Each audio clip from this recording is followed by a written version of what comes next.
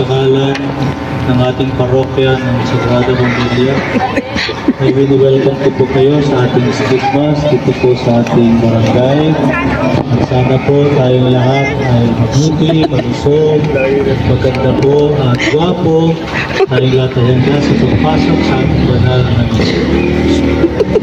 Ito, totoo na ito. Sa ngalan ng Ama, ng Anak, at ng Espiritu Santo. Amen. Sumainyo ang Panginoon. At sumayo rin. Magsisi tayo sa ating mga kasalanan at magpaitlob tayo lahat sa ating Diyos na mahabagin. Inaamin ko sa makapangyarihang Diyos at sa inyo mga kapatid, na lubha kong nagkasala sa isip, sa salita at sa gawa, at sa aking pagkukulang, kaya sinasamo ko sa mahal na Birheng Maria, sa lahat ng mga anghel at mga banal, at sa inyo mga kapatid, na ako'y panalangin sa Panginoong ating Diyos. Kawaan tayo ng makapangyarihang Diyos, patawarin tayo sa ating mga kasalanan, at pagtubayan tayo sa buhay na walang hanggan. Amen. Sa kanyang pagpaitulog sa atin, na tayo po ay magdiwang ng banal na misa dito po sa ating barangay, kasama po ang sanggunian at ang sangguniang kabataan ng ating home barangay. Medyo nagkaroon lang tayo ng mag-click sa ating panimula, pero maayos na po. Naririnig po ba ninyo ako? Okay. Ang layunin po ng ating misa dito ay una, para tayo magkatipon, magkaisa sa ngalan ng Panginoon upang magpasalamat. Mabuti pong ganito tayo nagkatipon-tipon kaysa nagkatipon-tipon tayo sa burol. Diba? So ito ngayon ang isang banal na misa na tayo po ay nagpapasalamat sa ating Diyos na butihin. 3 beses po tayo magkikita-kita sa isang taon. Dahil 3 beses po tayo mag-street mass. Kaya sa lahat ng barangay po dito sa ating sa Sagrada Familia, tayo po ay magmimisa ng 3 beses sa isang taon. Una, nobena sa ating pesta pag January. Pangalawa, kapag Kwaresma, ito na yun. At yung pangatlo po ay bago magpasko, magkakabili tayo ng street mass po. Gusto niyo po yun? Yan, sige ho. Sige po, bakit tayo natin ginagawa ito? Sapagkat ang Barangay 779 ay bahagi ng isang parokya. Kayo po ay may parokya. So hindi lang kayo taga 779, hindi lang kayo taga San Andres Bukid. Kayo ay taga Sagrada Familia. Yun ang pangalan ng parokya natin. Ano pangalan ho? Yung pang ating jurisdiction, yung ating teritoryo, pero hindi po nangangahulugan na hindi na kayo pwede magsimba sa... Pwede ho, buti nga nagsisimba. Magsimba kayo sa St. Anthony, magsimba kayo sa Pius, sa Sacred Heart, sa Holy Cross. Wala akong problema. Pero para lang sabihin natin na mayroon akong parokya. I belong to a parish. At yan po ang Sagrada Familia. Ang parish priest po ninyo, ang inyong lingkod, Father Juanito, at ang aking pong assistant, ating assistant na si Father Benmont Unida, na ngayon ay medyo mahina ang kanyang pakiramdam. Si Father Benmont. Siya yung nagmisa nung nakaraan dito sa atin. Okay. Siguro, unahin muna natin yung ibang mga mahalagang announcement na ginagawa sa parokya natin.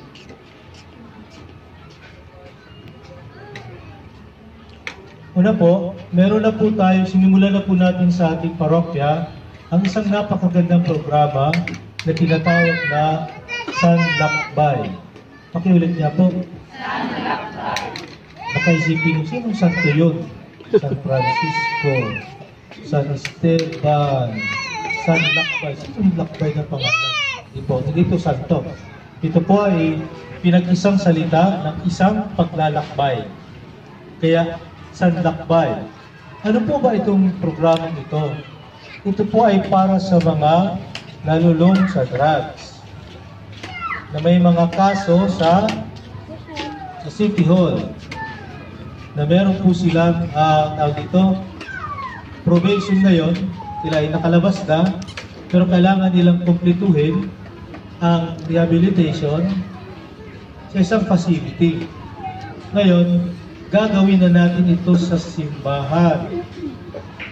Walang gustong pumunta ng facility kasi malayo sa pamilya. Ito, makakauwi ka sa iyong pamilya. Okay? Ito lang po yung parang advantage nito. Kasi malapit na ho sa ating pong barangay, sa ating parokya. Every Saturday morning, alas 9 ng umaga. Okay? Ito po ay hindi tukhang. Tukhang. Tapos na yung tukhang. No? Alam ko, nagkatukhangan dito sa ating lugar. So ito po ay isa ng rehabilitation ng simbahan. Kasama po ang LGU, ang Department of Health, DSWD, Philippine National Police, para magkaisa tayo na gumawa ng isang mabuting bagay na makatulong. Sapagkat ating mga kapatid natin na ito na nasa drugs o baka lumalayo na sa drugs, ay unti-unti na pong nagkakaroon ng pagbabagong buhay. Mas matutulungan ng ating pong simbahan. So bakit ito ina-announce? Sapagkat baka asawa mo siya, anak mo siya, kapitbahay niyo po. Alam nyo, ito yung isang bagay na alam natin na totoo. Kaya hindi ako maniniwala na may magsasabi sa akin na sa San Andres walang drugs. Tama? Walang drugs dito? Ba't ang lakas ng sagot ninyo? Diba? Ibig sabihin, merong problema. Merong problema. Tanggapin natin yun, merong problema. Gagawa tayo ng tulong para somehow makatulong ng solusyon sa ating problema.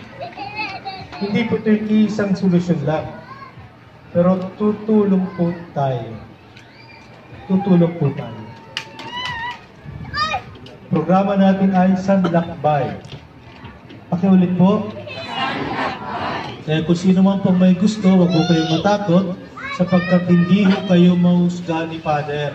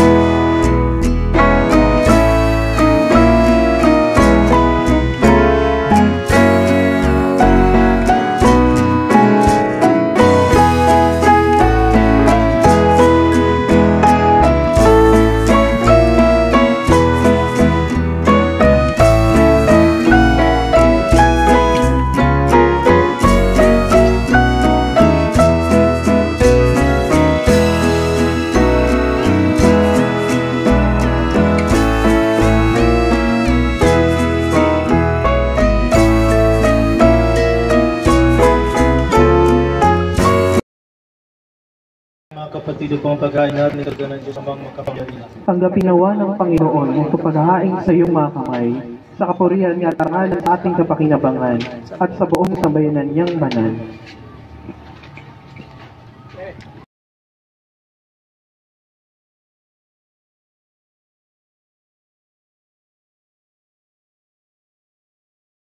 Namin ikaw ang upang iyong kalugdan ang aming mga alay, dalisayin mo kami sa lahat ng kasalanan. At hubong ipahintulot na kami masilaw ng kinang ng mga huwad na kaligayahan. Kundi itaguyod mo kami ng aming makamtan ang iyong pangakong gantimpalang sa pamamagitan ng Jesucristo, kasama ng Espiritu Santo magpasawalang hanggan. Amen. Sumainyo ang Panginoon. At sumainyo rin. Itaas sa Diyos ang inyong puso at diwa. Itinasa namin sa Panginoon. Pasalamatan natin ang Panginoong ating Diyos. Marapat na siya ipagsalamatan. Ang manaming makapangyarihan, tuloy ng marapat na ikaw ay aming pasalamatan sa pamamagitan ni Jesucristo na aming Panginoon. Sa pagbabakasakaling mamibuti, sinugo mo si Jesucristo upang pamunahan kami Bilang pagsunod sa iyong atas na bigay, ipinahayag ng iyong anak ang iyong kalooban na mga apikdukha ay kanyang gamayan. Ngayon ay iyong inihahandog ang pagkakataong aming maisaloob ang kanyang ganap na paglilingkod upang sa iyo ay lagi kaming makasunod. Kaya kaisa ng mga anghel ang nagsisiawit ng papuri sa iyo nang walang humpay sa langitan kami nagbubunyi sa iyong kadakilaan.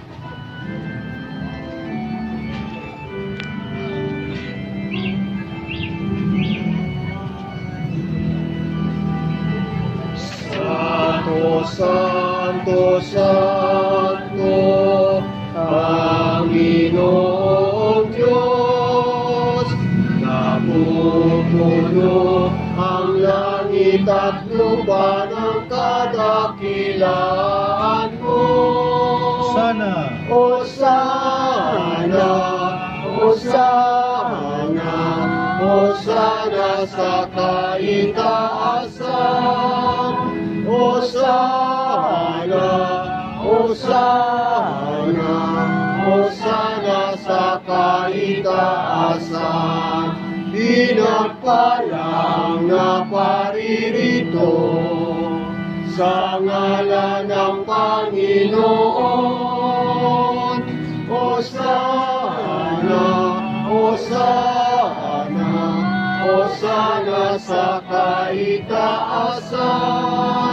Hosana, Hosana, Hosana sa kaitaasan.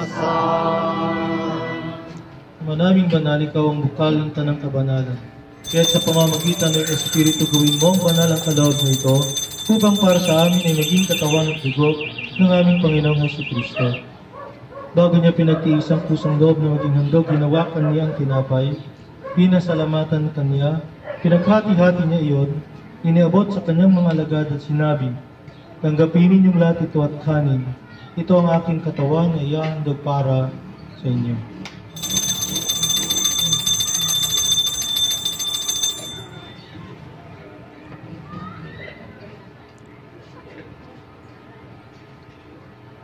Gayon din naman nung matapos ang hapunan, hinawakan niya ang kalis, muling kanyang pinasalamatan, iniabot niya ang kalis sa kanyang mga alagad at sinabi, "Tanggapin ninyong lahat ito at inumin. Ito ang kalis ng aking dugo, ng bago at walang hanggang tipan. Ang aking dugo na ibubuhos para sa inyo at para sa lahat sa ikapagpapatawad ng mga kasalanan. Gawin ninyo ito sa pag-alaala sa akin."